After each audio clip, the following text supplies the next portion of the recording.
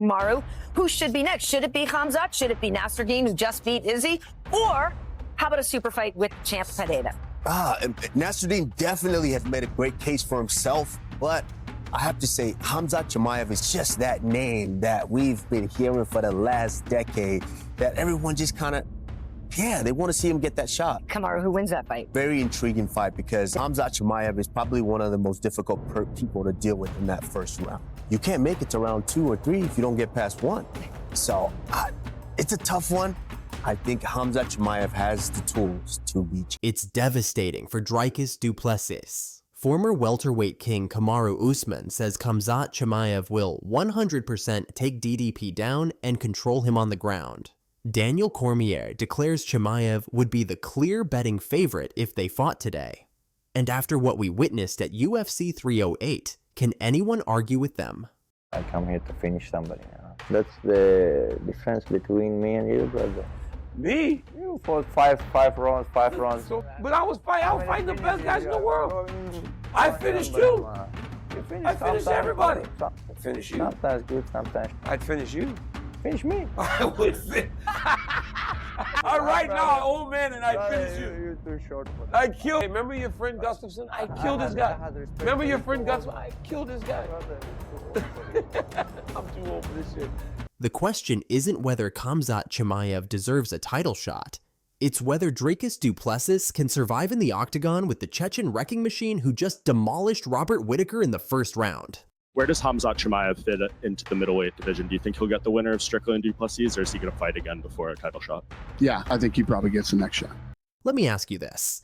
Is Dana White already signing Chimaev's championship contract behind closed doors? And why are UFC legends unanimously picking Khamzat to steamroll the current champion? Stay with me, because today we're going to unpack everything you need to know about the fight that has the entire MMA community choosing sides, with most picking the challenger. If you missed UFC 308, you missed arguably the most impressive performance of Khamzat Chimaev's career. The man they call Boars didn't just beat former champion Robert Whittaker, he demolished him.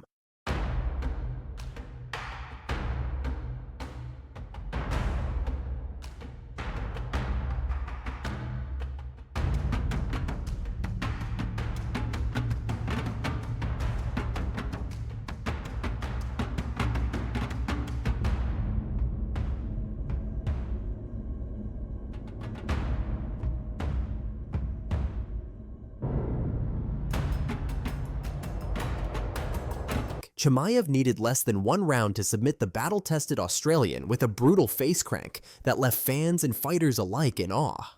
What made this victory so stunning wasn't just the finish, it was how easy Chimaev made it look against someone many considered to be his toughest test to date. By the way, what was Chimaev like? Was he different? Was he special?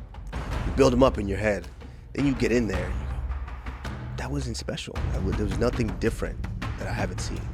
You hear the things people say in the media, you hear the things they say. You know, you want to assess everything.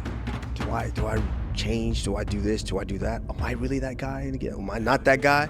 Am I big enough? Am I not big enough? You know, warming up, I'm like, this. Let's go make it happen. When we get out there and right away takes a shot, I'm just like, oh shit. He's a little bigger than I thought of. But nothing special. And he's on top, and I'm like, these strikes don't really hurt. Then I got up to my feet, and it was the first punch I hit him with. I'm like, oh, okay, I can't do this. But it was after the end of the fight, it was just in my head saying, why? Why did I doubt myself? Former welterweight king Kamaru Usman, who's felt Chimaev's wrestling prowess firsthand, had this to say about his former opponent. Khamzat is hell in that first round. It's hell for anybody. Do I think he can do that to Dricus? I think 100% he could take Dricus down. I think he can keep him down. But I don't know if he can get the finish because Dricus is very, very tough. There's a reason Dricus is the champ. Khamzat Chimaev, try on your back in round 1 is not easy to get off. Everyone thought, oh yeah, get past round 2 and 3 and then you'll beat him in the later rounds. Before you get to round 2, 3, and 4, you got to get past round 1.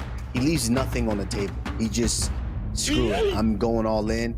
He shot from the middle of the cage and ran him all the way to the cage. And then he was able to sink that in. And that goes to show how strong of a squeeze this freaking dude had. He was squeezing on my face like that. I tried to slam his face off, and I ended up almost knocking my damn self out. With this victory, Chimaev skyrocketed 10 spots in the UFC middleweight rankings, landing at number 3 and putting himself directly in the title conversation. So how did the reigning middleweight king respond to Chimaev's statement performance? Rather than dismissing the challenge, Dricus Du Plessis seems to be embracing it. That's first. Khamzat's first. Khamzat's first. No, Pereira, he's such a legend in the sport to me already that it would be amazing to beat him for my legacy. I want to be the greatest to ever do this. But Khamzat's next. Khamzat is next. I want to make sure that this belt, the middleweight title, that there's no question that I'm the GOAT of the middleweight up. So I'm not rushing that my next fight is Alex Pereira. No. I want the Khamzat next. I think he deserves a hiding. So South African champion took to social media after UFC 308, posting, "Feel really sorry for Rob Whittaker. He looks super ready, but this is the fight game. Well done on a good performance, Khamzat. That being said, I can't wait to take your 0." That's right, folks. Du Plessis is openly calling for the chance to be the first to defeat the 14-0 Chimaev, who has finished 12 of his opponents. What makes this situation particularly intriguing is that Du Plessis was already scheduled to defend his title against Sean Strickland in a rematch of their controversial UFC 297 bout, which many, including Dana White himself, thought Strickland had won. Do you want to, go after these title defense records? Do you want double champ status? What do you ultimately want your reign to be? Yeah, listen, I want to do what is expected, because do I want double champ status? Absolutely. But I'm willing to earn that. If there's contenders that make sense, I don't want to fight contenders that doesn't make sense. Fighting Israel Adesanya makes sense. Fighting guys that deserve the title shots makes sense. When you say contenders that don't make sense, do you mean fighters like Khamzat, who maybe haven't fought a middleweight ranked, because he's also tweeting like "see you soon," referencing UFC 300? Yeah, but he said that to John Jones, so I mean, who takes that guy seriously anyway? But now, with Chimaev's spectacular performance, the UFC seems to be reconsidering their plans. During the UFC 308 post-fight press conference, Dana White was noticeably non-committal about who would get the next title shot. So how do the experts see a potential Du Plessis vs. Chimaev matchup playing out? The opinions are fascinatingly divided. Khamzat Chimaev, did he do enough in that fight against Robert Whittaker, who I thought looked incredible, to get the title fight against Dricus? Yeah, he looked incredible. There's no doubt about it. He is deserving of a title shot. I know he has some personal issues going on. I have no information on that one. UFC Hall of Famer Daniel Cormier believes Chimaev would enter as the betting favorite. If they book these guys today, I believe that Khamzat Chimaev will be the favorite. He will be the favorite on most scorecards. If they put him and Dricus Du Plessis matched up right now, that is how good he's looked in every fight. Who do you think wins, Dricus or Khamzat, and what do you think the finishing sequence would look like? I could see Dricus winning. Chat, yes or no, most underrated part of Dricus Du Plessis' game, jiu-jitsu. He actually scrambles really well from bottom position, really well. He's not going to let himself get mounted. He'll roll for like a leg and shit like that, you know what I'm saying? He'll roll for a leg, threaten a heel hook, and then use it to get back up and try and get back control. Like, he's actually really good at that shit. But Kamaru Usman, who has faced both fighters, sees it differently.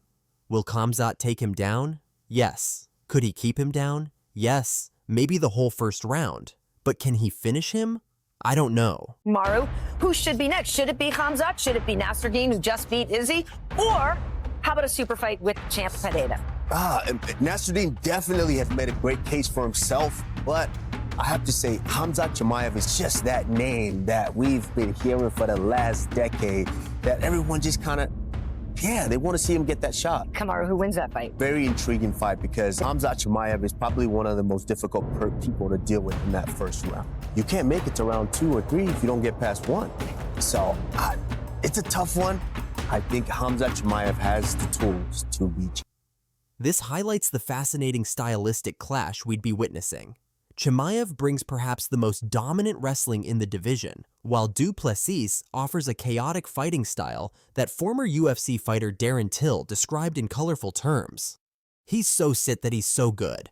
Like everything he does is wrong, but he just wins fights. I'm gonna manifest him winning this fight in the first round, and when he does, I'm gonna be right there in the cage so he can turn around in September. No bull, oh, I'm hurt, this and that. Nope, we're gonna fight in Sydney in September. If it's Rob, it's Rob, whatever, but I already got a plan for Rob if it's Rob.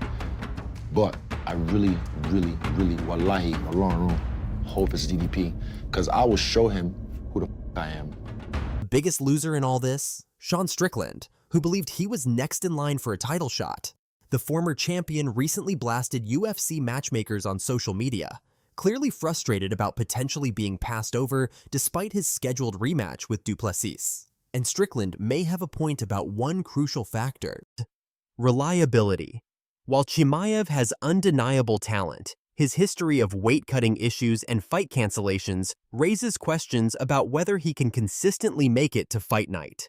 As MMA journalist Jesse Holland noted, Strickland never has a problem making his fight dates and would likely be ready to compete at a moment's notice. How much that influences White's decision remains to be seen.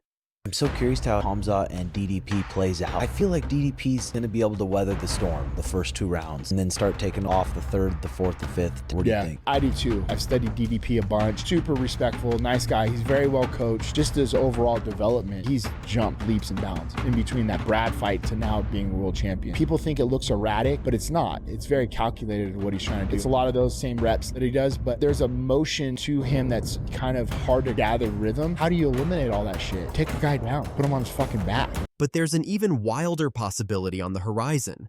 Reports suggest that Chimaev might bypass Du Plessis entirely for an even bigger opportunity: a potential super fight with light heavyweight champion Alex Pereira. Is Khamzat going to be able to take me down? Absolutely. Absolutely, he'll be able to take me down. This is how a fight works. I would hope so. Isn't he like some Swedish champion or something? I would hope he could take me down. But then he has to deal with me on the ground. And he has to keep me there. Can I take Khamzat down? Absolutely. Am I going to take Khamzat down? Absolutely. I'm not scared of Khamzat wrestling. I'm not evading. I'm not trying to stay off the ground with Khamzat. That's the mistake everybody makes. This speculation gained traction after Pereira's recent meeting with UFC executives in Las Vegas, which resulted in the champion posting a celebratory message on social media. Meanwhile, Israel Adesanya, scheduled to fight Nasruddin Imavov on February 1st, could re-enter the title picture with a win. This raises the possibility that the UFC might pair Chimaev with Adesanya in a #1 contender bout that would likely generate massive pay-per-view numbers. What we're witnessing is a pivotal moment in the UFC middleweight division. Chimaev's dominant performance at UFC 308 has completely reshuffled the deck, creating a series of fascinating possibilities. I don't know, but in my mind, I don't think so. So we'll see. We'll see what he's gonna bring to the cage. So, will we see the unstoppable force of Chimaev collide with the unpredictable chaos of Du Plessis? Will Strickland get his rightful rematch? Or will the UFC pivot toward an even bigger money fight? One thing's certain: the middleweight division hasn't been this exciting in years, and whatever happens next will have massive implications for the future of the 185-pound weight class. What do you think should happen next? Drop your predictions in the comments below, and don't forget to like and subscribe for more UFC coverage.